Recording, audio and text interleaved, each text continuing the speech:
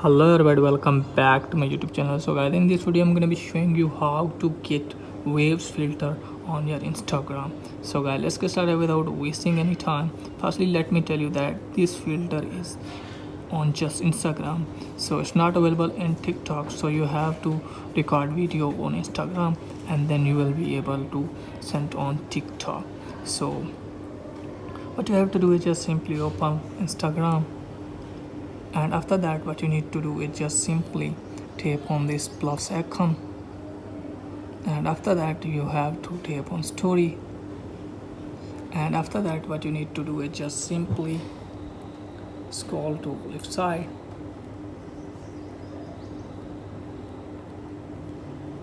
and then tap on search icon, and from here you have to search for waves. Okay guys, and after that you have to search for this one.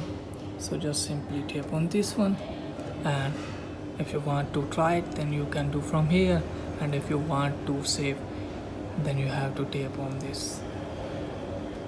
So now go back. Now let me show you in my story cameras. Here is the wave filter, so you can record video from here. So that's it guys for today's video. If the video is helpful, please like the video and subscribe my channel. Thanks for watching.